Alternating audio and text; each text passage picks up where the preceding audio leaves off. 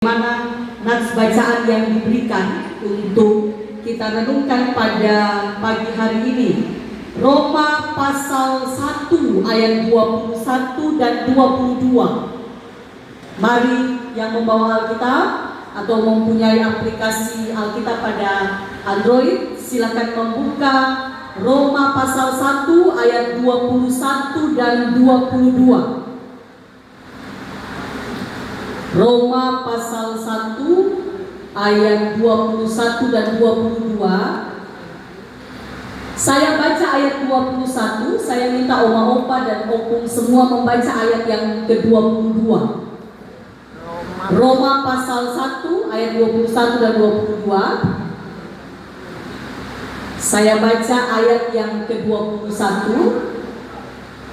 dan nanti ayat 22 boleh dibaca oleh oma-opa dan opung semua. Roma pasal 1. Roma pasal 1 ayat 21 dan 22.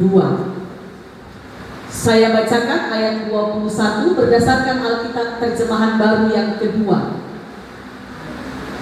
Sebab sekalipun mereka mengenal Allah, mereka tidak memuliakan Dia sebagai Allah atau mengucap syukur kepadanya.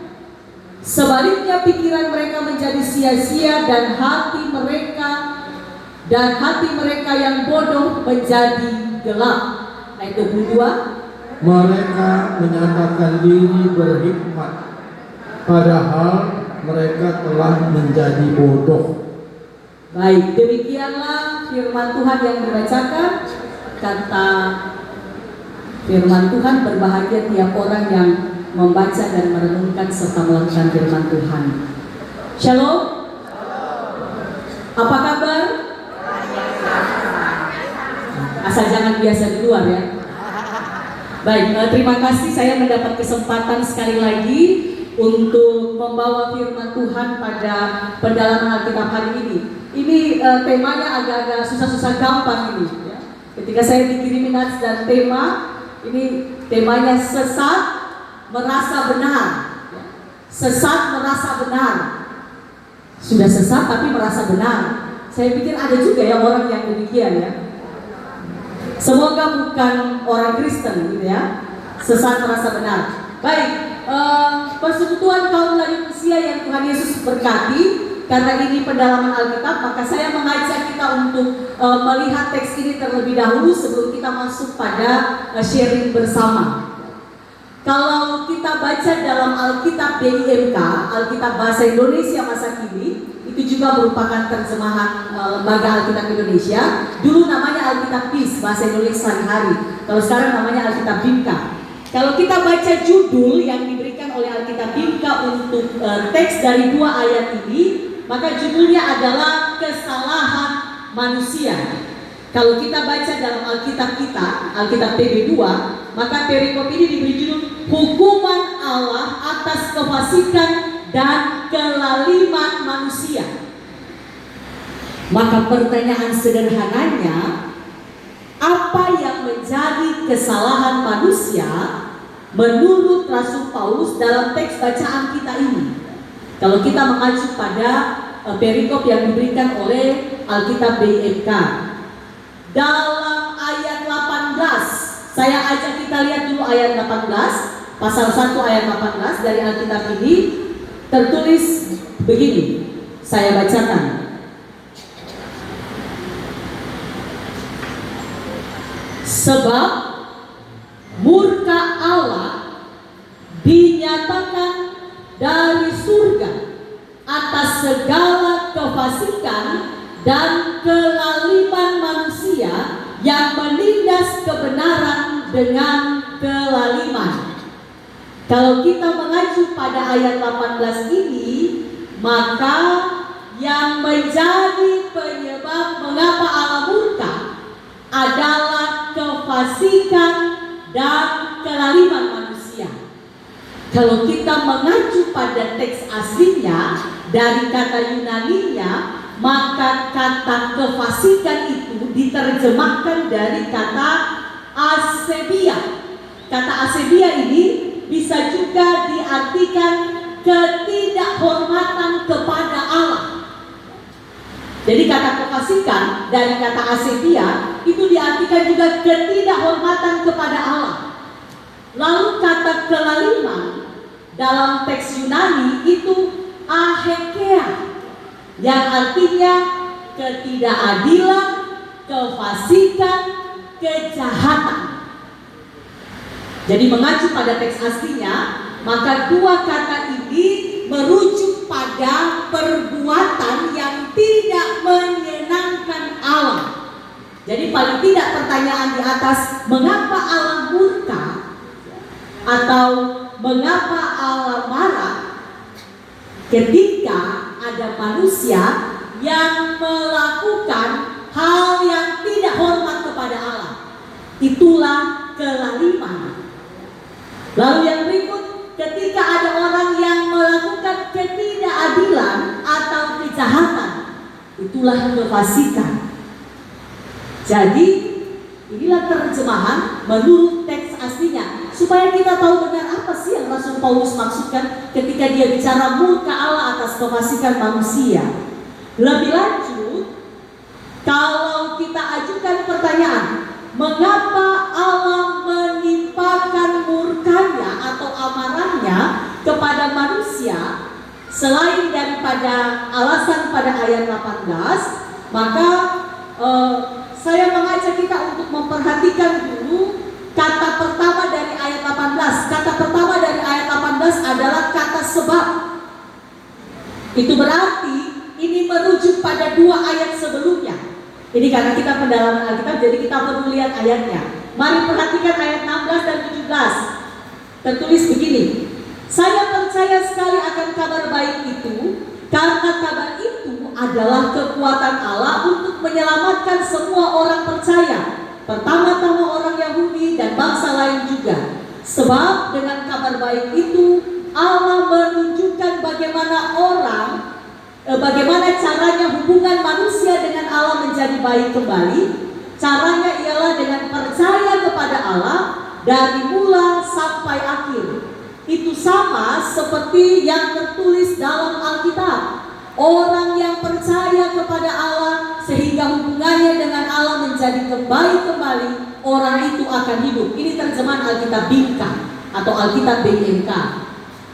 Artinya Allah dalam Tuhan Yesus Kristus dengan karyanya itu telah membuat manusia beroleh keselamatan oleh iman kepadanya. Inilah kebenaran.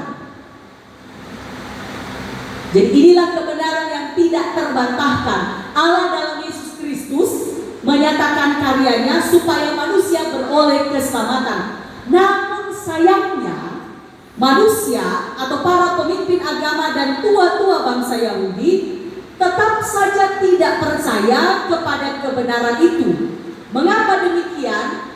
Nah, inilah yang kita baca dalam Injil Yohanes pasal 12 ayat 37 sampai ayat 43. Alasan mengapa orang Yahudi tidak percaya kepada Yesus. Secara khusus pada ayat 40 ya, Injil Yohanes pasal 12 ayat 40. Ia telah membutakan mata mereka dan mengeraskan hati mereka, supaya mereka jangan melihat dengan mata dan menganggap dengan hati, lalu berbalik sehingga aku menyembuhkan mereka. Ini juga merujuk pada Yesaya pasal 6 pada ayatnya yang ke-10. Mengapa Allah melakukan hal ini kepada mereka? Kalau kita baca dalam Injil Yohanes pasal 12 ayat 37, meskipun Yesus mengadakan begitu banyak tanda di depan mata mereka, mereka tidak percaya kepadanya. Inilah kebenaran dalam konteks Injil Yohanes. Lalu dalam konteks bacaan kita, Roma pasal 1 ayat 16 dan 17, tertulis di ayat 19 dan ayat 20. Apa yang diketahui manusia tentang Allah sudah jelas di dalam hati nurani manusia, sebab Allah sendiri sudah menyatakan itu kepada manusia. Semenjak Allah menciptakan dunia, sifat-sifat Allah yang tidak kelihatan, yaitu keadaannya sebagai Allah dan kuasanya yang abadi, sudah dapat difahami oleh manusia melalui semua yang telah diciptakan. Jadi manusia sama sekali tidak punya alasan untuk membenarkan diri. Ini lebih mudah kalau kita baca dalam terjemahan Alkitab Bahasa Indonesia masa kini. Karena itu dalam teks bacaan kita tadi, Roma pasal 1 ayat 21 dan 22 katakan, manusia mengenal Allah, tetapi manusia tidak menghormati Dia sebagai Allah dan tidak juga berterima kasih kepadanya. Sebaliknya manusia memikirkan yang bukan-bukan. Hati mereka sudah menjadi gelap, mereka merasa diri bijaksana, padahal mereka bodoh. Disinilah lalu kemudian saya menemukan benang merah dengan tema yang diberikan tadi, sesat tapi merasa benar. Dan ternyata Rasul Paulus menyinggung itu dalam teks bacaan kita, bahwa sesungguhnya manusia itu sudah mengenal dan tahu siapa Allah. Tapi sejarah menyatakan orang-orang Yahudi saja yang menyaksikan melihat Yesus melakukan mujizat itu tidak percaya kepada Yesus. Karena itu, ya, teks bacaan kita, Allah menyatakan hukuman atas kefasikan dan kelaliman manusia. Mengapa dihukum? Karena sesungguhnya manusia bukan tidak tahu, bukan tidak mengenal siapa Allah. Sudah tahu, sudah kenal siapa Allah. Tetapi kemudian itu tadi menyatakan sikap fasik, lalim, tidak hormat kepada Allah, melakukan tindakan kejahatan terhadap apa yang Allah kehendaki. Disinilah kemudian Rasul Paulus mengingatkan kita untuk hati-hati. Hukuman Allah itu dijatuhkan kepada orang yang lalim dan fasik. Jadi mungkin ini juga menjadi catatan bagi kita sekalian. Ketika hari ini kita menjadi orang Kristen, lalu merasa bahwa saya tahu, saya kenal Allah, saya baca Alkitab tiap hari. Saya yakin para orang tua ini adalah kaum yang rajin baca Alkitab, gitu ya. Kebetulan orang tua saya, papa saya tinggal dengan saya di Medan, dan setiap hari itu yang dilakukan, gitu ya. Saya menyaksikan papa saya selalu punya waktu untuk baca Alkitab. Dan kalau saya pulang ke Manado, kebetulan mertua saya di Manado, hal yang sama dilakukan oleh ibu mertua saya, oleh mami mertua. Ya, saya yakin bahwa para orang tua, kaum lanjut usia itu adalah kaum yang tekun membaca Alkitab. Maka pertanyaan reflektif, apakah ketika kita setia membaca, merenungkan firman Tuhan, lalu kita juga menjadi pelaku firman Tuhan yang benar? Atau jangan-jangan kita terjebak pada apa yang dikatakan oleh Rasul Paulus ini dalam 2 ayat bacaan kita, atau merujuk pada tema kita, sesungguhnya kita sesat tapi kita merasa bahwa kita benar. Lalu ada yang namanya nanti sombong rohani. Mungkin oma-opa, opung sering atau pernah dengar ada yang orang lagi sombong rohani, merasa bahwa dialah hidupnya yang paling segalanya, begitu. Lalu sebagai catatan yang terakhir, firman Tuhan pagi ini saya kira mengajak kita semua, bukan cuma para kaum lanjut usia, tapi bagi saya pun yang belum lansia, dan jika Tuhan berkenan akan menuju menjadi lansia. Untuk kita semua sebagai orang percaya, mengingatkan kita bahwa mengenal Allah itu juga menuntut sikap menghormati, bahkan lebih daripada itu takut akan Allah. Kalau kita merujuk pada firman Tuhan Amsal 1 ayat 7a, takut akan Allah adalah permulaan pengetahuan. Ungkapan takut di sini dari kata Ibrani yirat. Yirat ini hampir sama dengan tadi hormat. Jadi takut pada Allah lebih diterjemahkan hormat pada Allah. Dan itu artinya dalam rasa hormat kita kepada Allah, kita membaktikan diri kita dalam kehidupan beriman hari tiap hari di sepanjang waktu yang Tuhan katakan. Pertanyaan sederhana, bagaimana kita mewujudkan caranya hormat yang mendalam kepada Allah? Yang pertama, kita mulai dari setia membaca Alkitab yang adalah firman Allah. Kalau mengacu pada 2 Timotius pasal 3 ayat 10 sampai 17, iman bertumbuh dalam penganiayaan dan dalam pembacaan kitab suci. Pada ayat 15 dan 16 Paulus menuliskan begini, memberi hikmat. Jadi firman Tuhan bermanfaat atau kitab suci bermanfaat, memberi hikmat, menuntun kepada keselamatan melalui iman kepada Kristus Yesus, lalu mengajar, menyatakan kesalahan, memperbaiki kelakuan, mendidik orang dalam kebenaran. Jadi kalau kita mau hidup pada jalan yang benar, firman Tuhan kuncinya. Itu yang pertama. Lalu yang kedua, jika kita mengacu pada Yakobus pasal 2 ayat 17, jika iman tidak disertai perbuatan, iman itu pada hakikatnya mati. Iman itu nyata dalam perbuatan keseharian. Dengan demikian kata Yakobus, iman menjadi sempurna. Yakobus 2 ayat 22.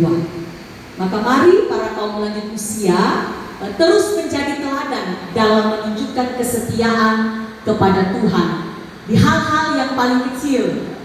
Membaca Alkitab, merenungkan firman Tuhan, mewujud nyatakan dalam hidup beriman di sepanjang hidup yang Tuhan perkenankan untuk kita jalani.